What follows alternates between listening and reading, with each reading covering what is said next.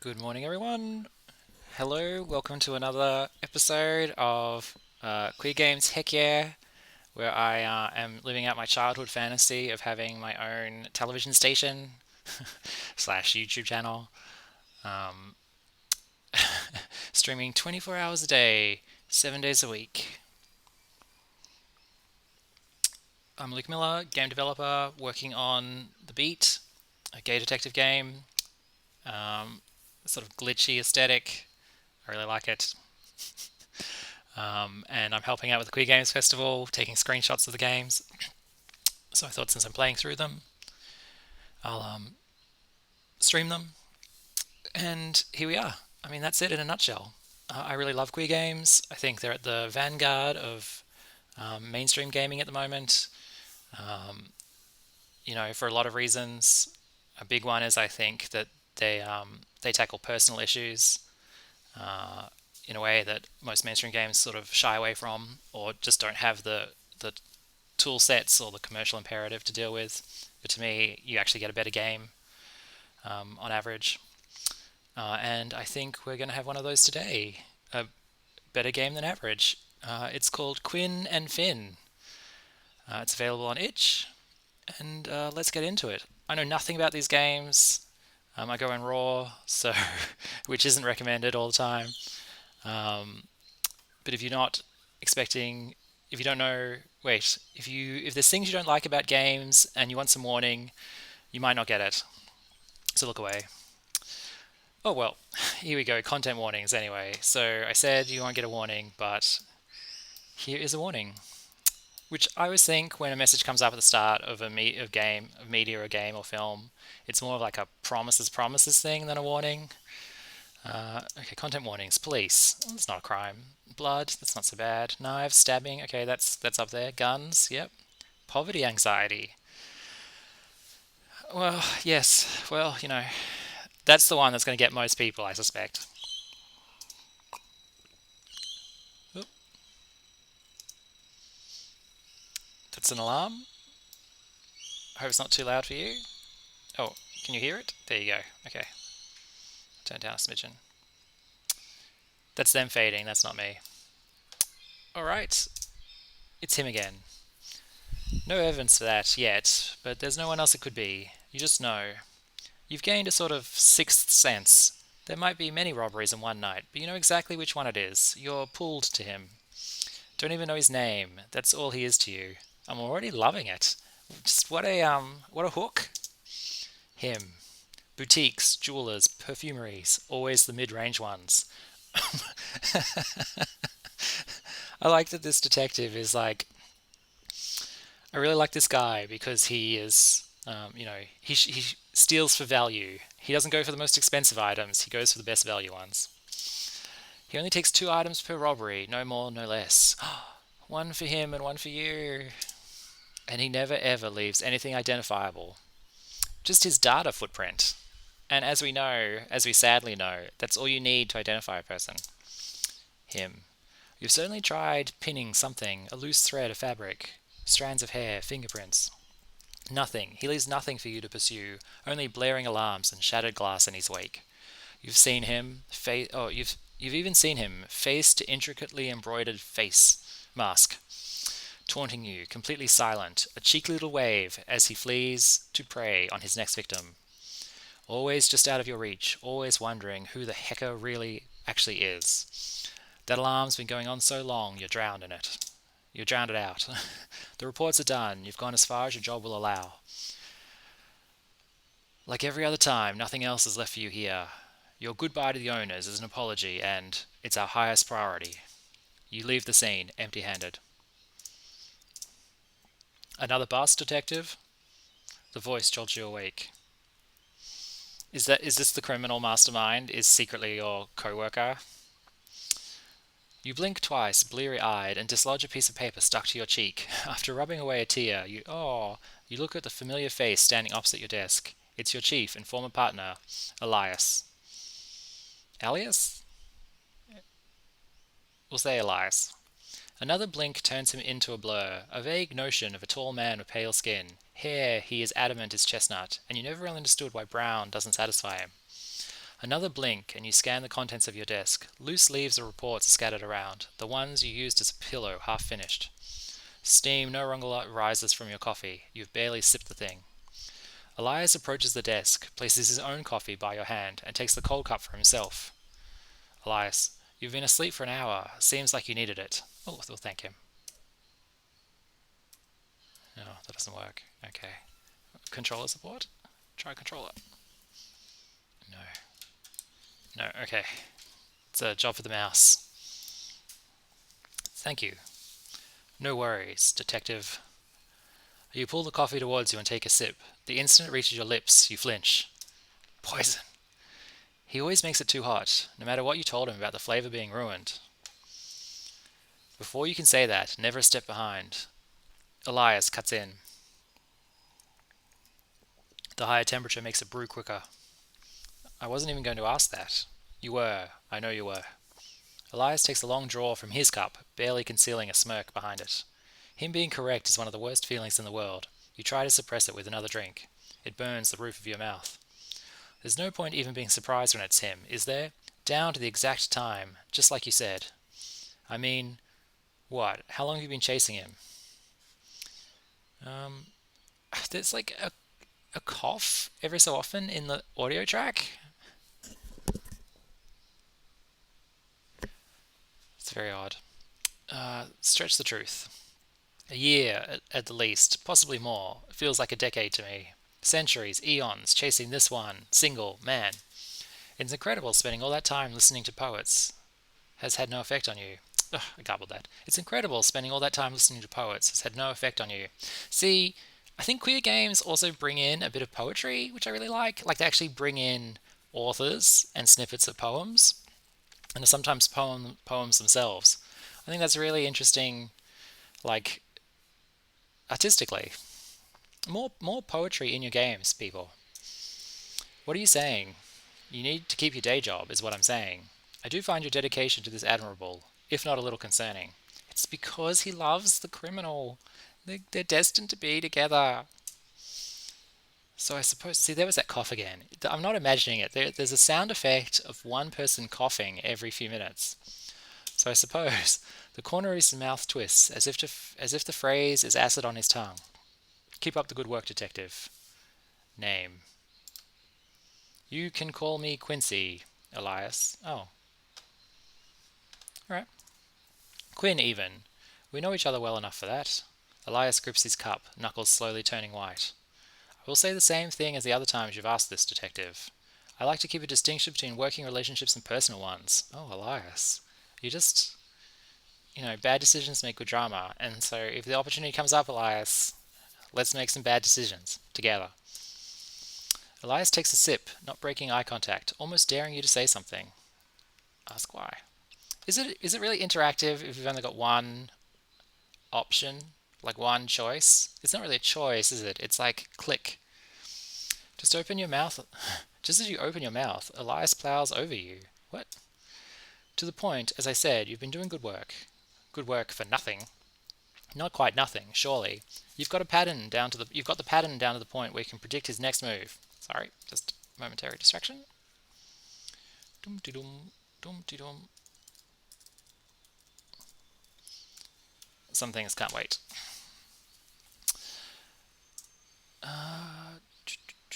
You can predict his next move on a whim, and no idea who he actually is. What good does that do me? Are you asking what good does it do to be able to predict his exact next crime? I know when he strikes, where he hits, and what he's after, and every single time I miss him by a hair.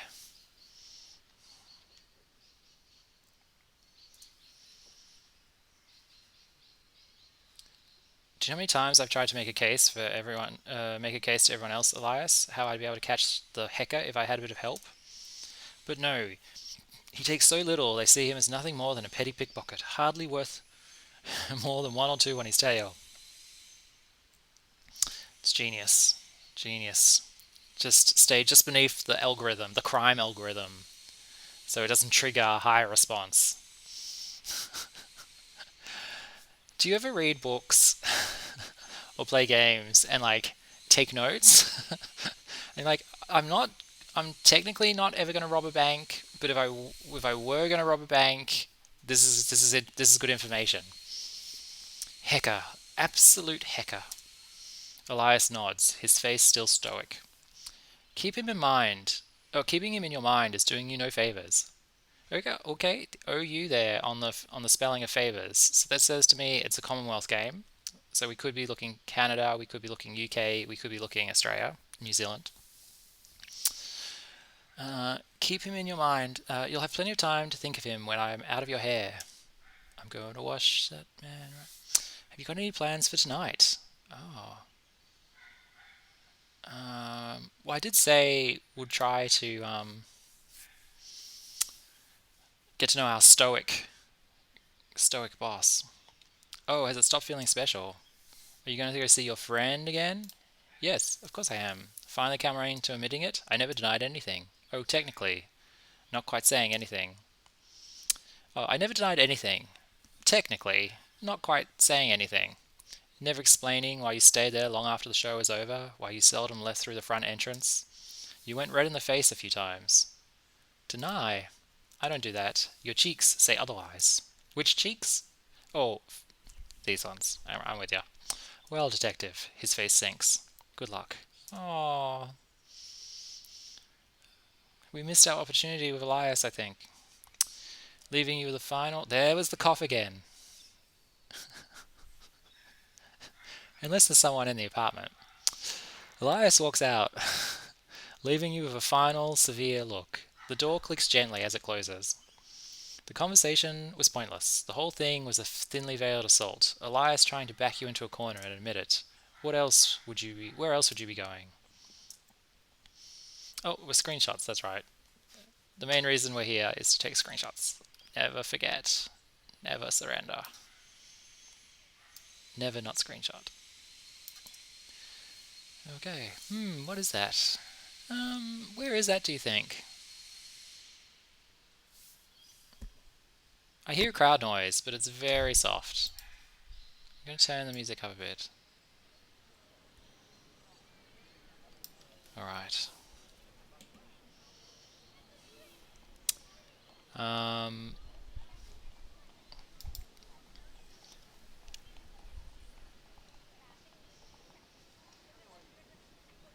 No, I mean, it kind of could be Melbourne, I guess. It's not quite. I don't recognize any of the buildings, though. Could be London. Manchester. Toronto. The sun dipped below the horizon. Now that's too loud. The horsies. We'll just wait for them to pass, shall we?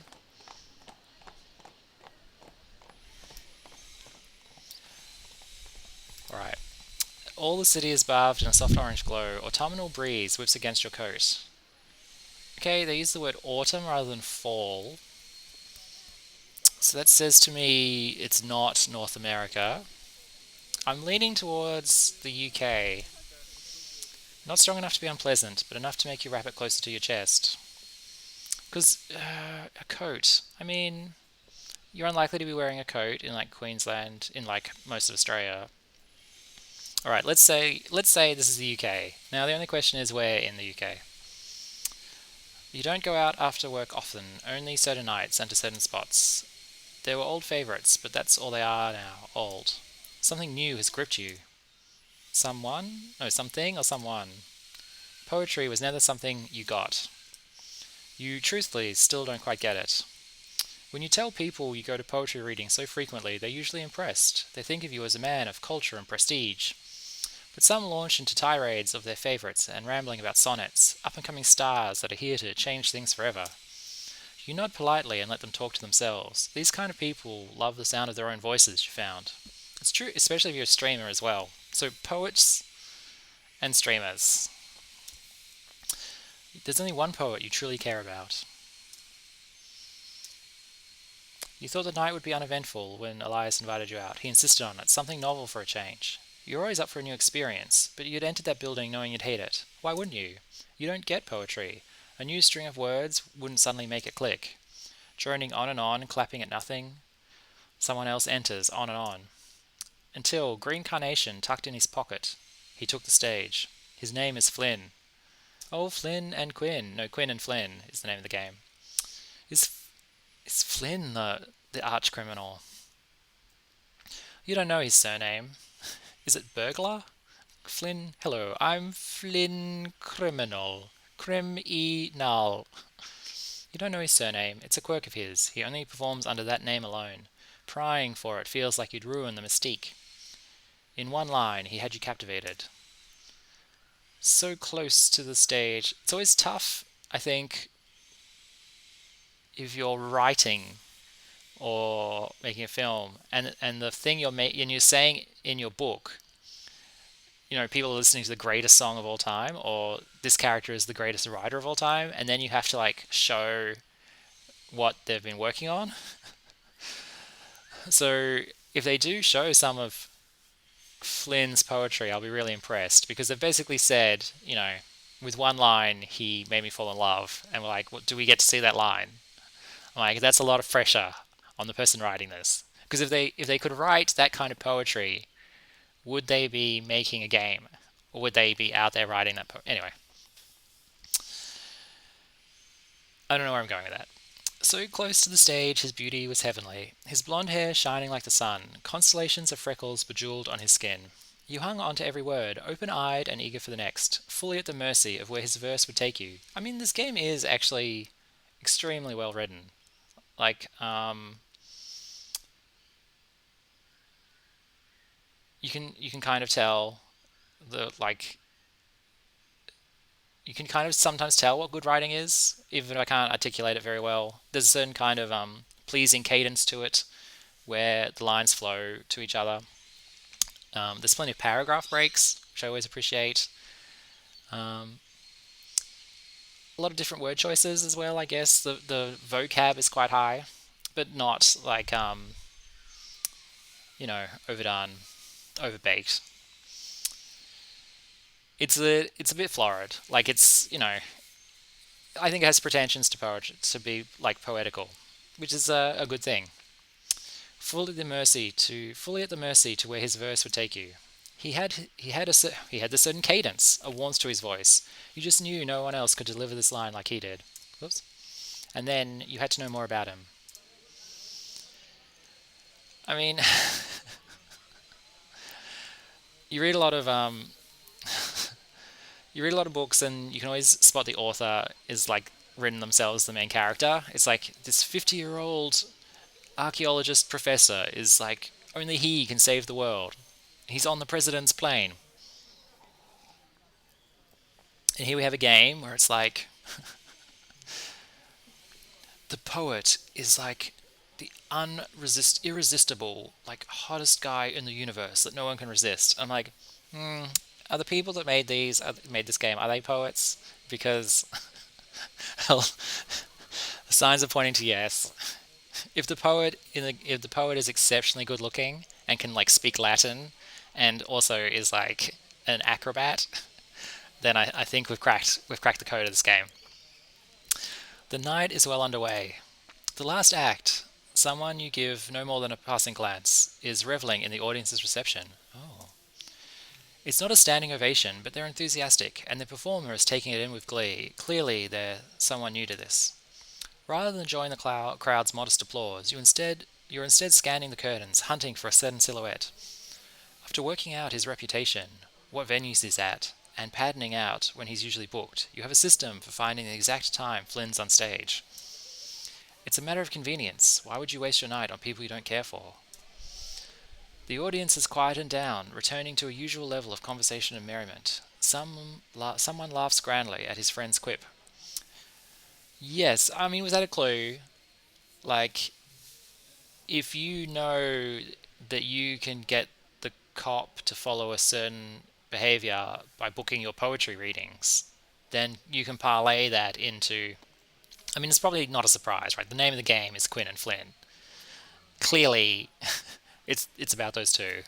So it's not really clever of me to kind of expand on that, but I don't know. It's pretty cool. The audience has quietened down, returning to a usual level of conversation and merriment.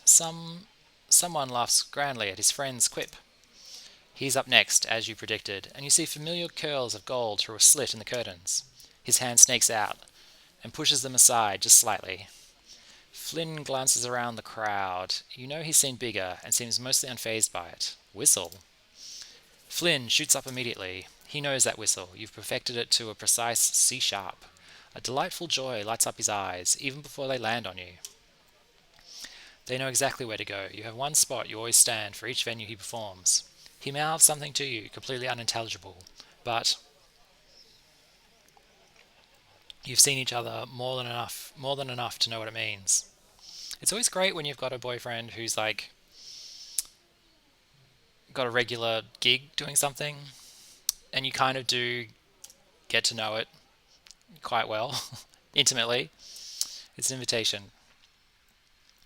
And you're like, oh, they had a good night tonight, or oh, they were, they're a bit flat tonight. It gives you a different appreciation for performing art, I think. You're sure the poem was striking satire or a wonderful commentary on the state of society or something or other. But now you're here for your intended purpose. Backstage, several performers wander around. Others are members of staff. Screenshot.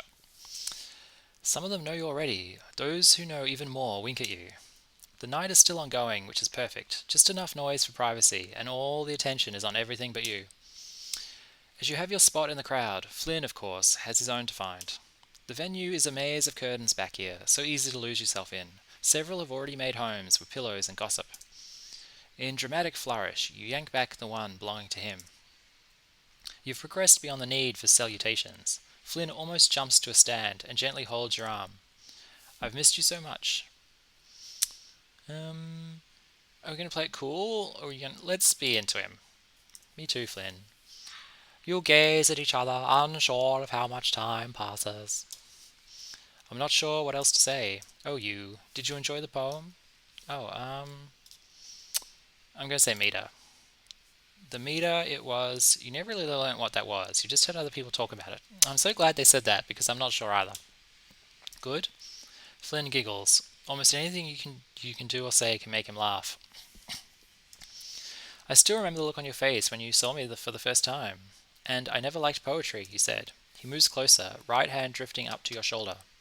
Heard him. Not to be outdone, you place both your hands on his shoulders and pull him closer. His hands retreat immediately, instead finding themselves pressed lightly against your chest. Okay, we can do that. Flynn turns his head up to yours. Okay, I'm getting a little bit of femme fatale energy off Flynn. His eyes have always enchanted you. Enchanted? Enchanted. Enchant. This... A pale green. Jade. You bask for a moment. His heat against yours makes you feel... I have to go. Suddenly, Flynn pulls away. What, already? I know, I had some extra stuff come up tonight. I don't want to leave either. We had to spend some time together, even if it was short. I'm sorry. You find yourself too confused to protest. I'll make it up to you. We can meet during the day tomorrow. I'm available. Tomorrow? Tomorrow, I promise. Meet me in Kings Park. You want to say more, but before you can even think what to say, he's pulling the curtain aside. All he left was a trace of a finger down your arm. Okay, now I've thought about it some more. I'm definitely going to say... I'm going to say the UK, and I'm going to go out on a limb and say London. And the reason, my deciding factor is the poetry thing, because I just don't think, like, what other country, English-speaking country, would do like poetry as the main characters? I guess poets. It's as much as I love, as much as I love Australia and New Zealand, I just don't think it would be unusual. I mean, I know poets, but they don't really make games. They should, though. I wish I could undo that last 30 seconds of conversation. Well, conversation. All he left was a trace of a finger down your arm. Oh, that's a nice line. He's gone. His silhouette dissolves into the drapes. Whatever shadows dance behind it aren't his. You leave unsatisfied. That's never happened before. What could he possibly be doing at this time? He's gone for the crown jewels. 10:53 p.m. according to your pocket watch. Oh, what year are we in? You close the lid and return it to your waistcoat, and tighten your coat again. Okay, so when you're back in the office, you're asleep on a bunch of papers. So that implies you don't have computers. Now, they showed us kind of Victoriana buildings.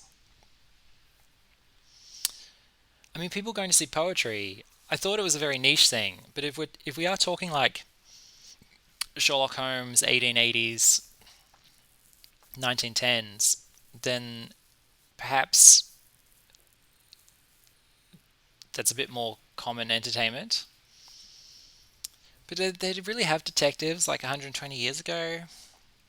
I mean, it could be like 1940s, 1950s. It could be sort of a noirish kind of vibe. The thing is, I think no one from about 1950 would really look at a clock and go 10:53. They would have just gone like quarter to 11 or almost 11. So that kind of puts it in like the 60s, 70s.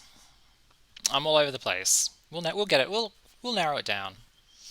Nearly 11 o'clock, unless he has somewhere to be in the morning. You really should have asked him. He's not one to keep secrets. Half the time he tells you things unprompted. But the speed he left as well.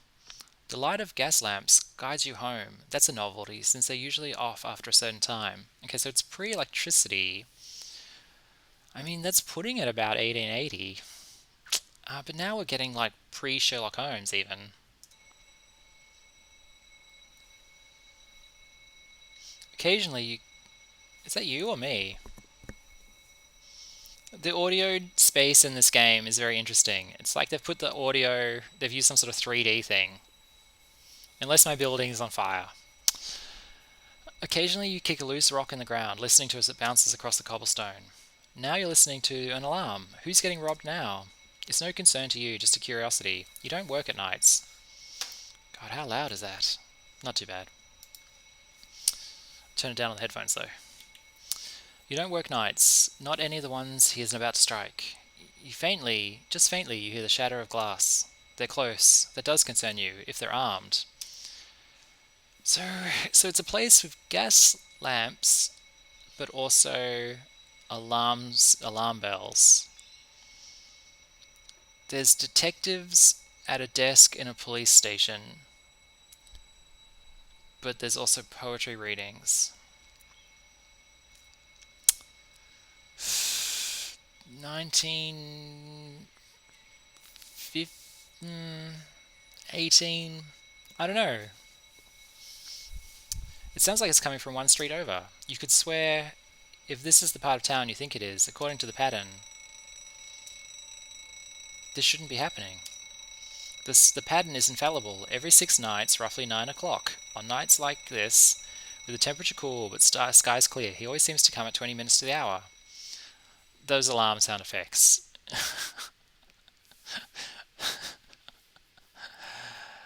I get it. We're indie devs.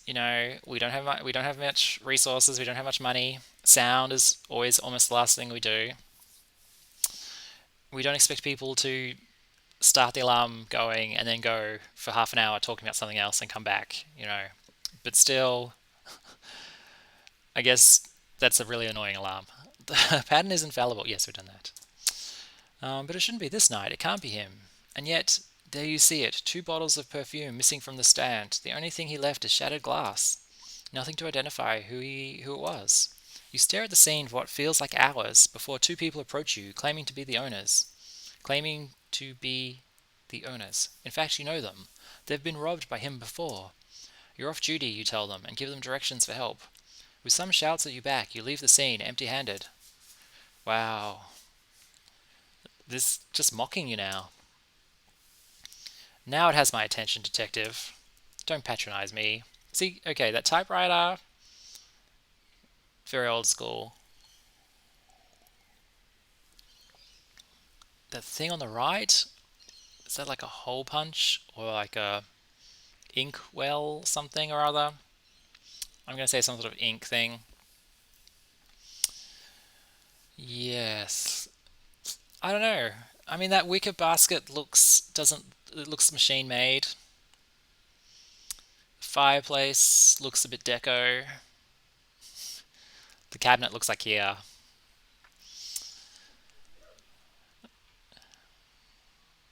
I don't know. I like to think the devs went to some historical mansion and took some photos. That's what I would do. Because it's a good day out, to go to your town's local historic mansion. And when, and just when no one's looking, you just kind of take a bunch of photos and go, I can use this in a game, right? This is out of copyright, this building. It's in the public domain. Don't patronize me. I wasn't. I was simply stating a fact. You had him down to the hour, minute on occasion, months and months of unshakable routine, and now the pattern's been broken. I mean, he's not a machine. If he wants to rob someone, let him rob. Well, it has my attention. It has the attention of others too. Well, isn't that a joke? I spend how much time on this? A perfect net to trap him in, and you all want to listen to me when it suddenly goes up in smoke? I'm back to square one. All that work, gone. No idea where he could be next. If I just knew who he was. So wait, the detective's like, I know where he is, when he is, why he is, and what he is. If I also knew who he was, then maybe I could arrest him. I think it's time for you to take a break, detective. Do you have other things you could be working on in the meantime? What are we? What are we, Elle? Elias pauses. I'm not sure what you mean by that. You're a detective, and I'm your boss. I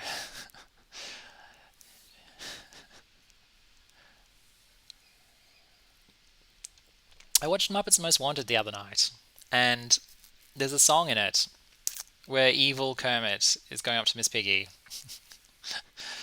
and it's like, he goes, "You don't know what you want," and Miss Piggy's like, "Yeah, I just told you." And he sticks his finger right on her face, right off her nose. You're my woman, and I'm your man. You're a detective, and I'm your boss. You know that's not what I mean. You don't say anything else. Both of you have an entire conversation in silence. Oh, wait. I botched that. You don't say anything else. Both of you have an entire conversation in silence. Our relationship is strictly a working one. Any history we have is irrelevant. Oh, is it? Elias commits to the silence, but you shatter it.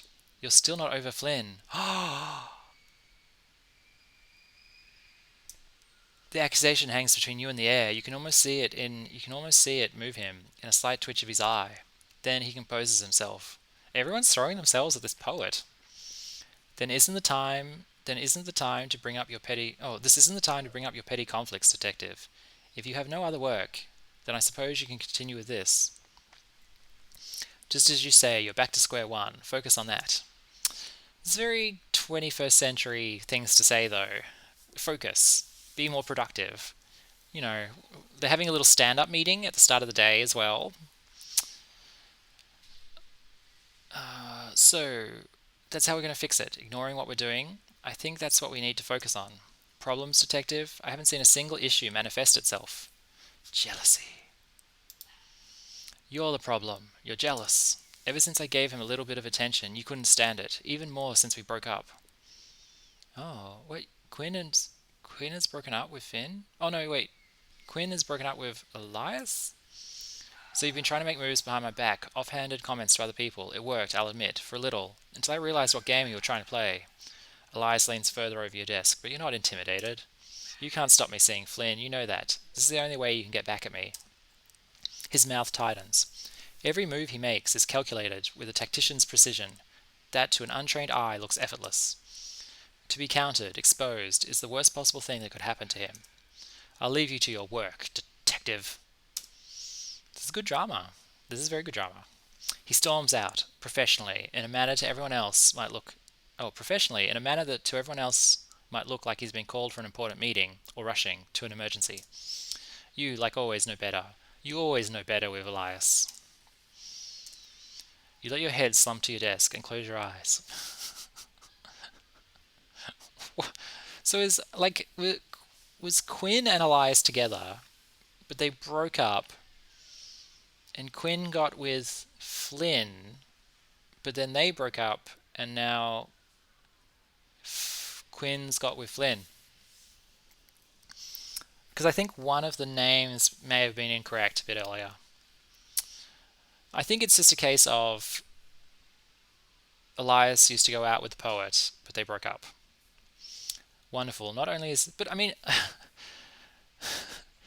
imagine you're just a boss, and then you've had a pretty messy breakup, and then your underling, who is like so obsessed with this criminal that he's not doing any other work, he's not making any progress for months and months and months, and all the other crimes are going neglected.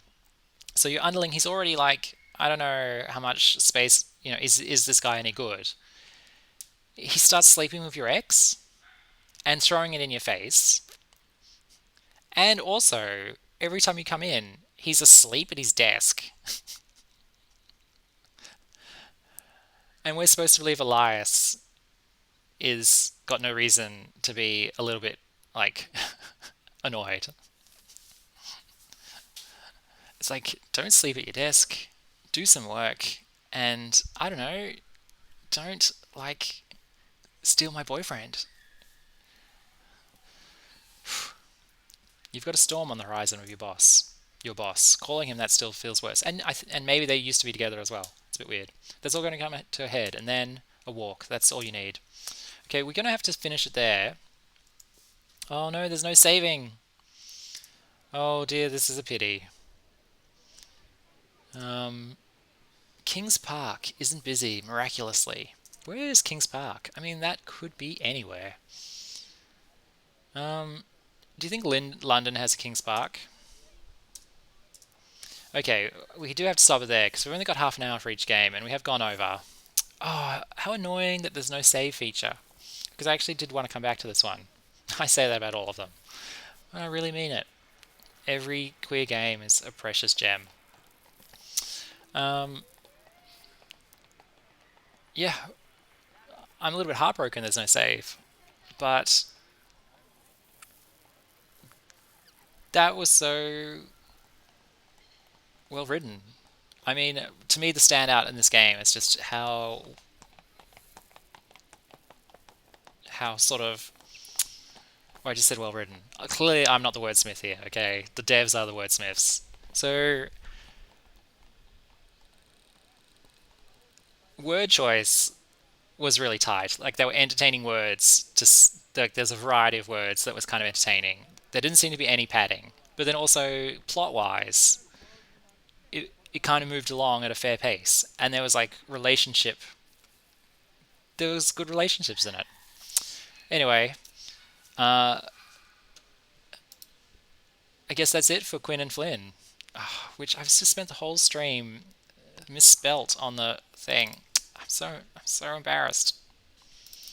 We were doing so well. I felt like we came flying out of the introduction. Oops. We'll get it right just for the last minute anyway. Yep, there we go. Okay. That was Quinn and Flynn. It's on itch. It's free to play. You play it in the browser, so it's completely accessible. Except the lack of save feature is a bit deadly. I really enjoyed that, and I hope you enjoyed it too, and you got a bit of a taste for it. And if you want to see more, then absolutely give it a play, and let the devs know too. I'm sure that, if they're anything like me, they appreciate the comments on their games, and indie devs, they need a bit of word of mouth, so share it amongst your friends, etc., etc. All right, we'll be back with another game shortly. Thanks for tuning in to Queer Games. Heck yeah.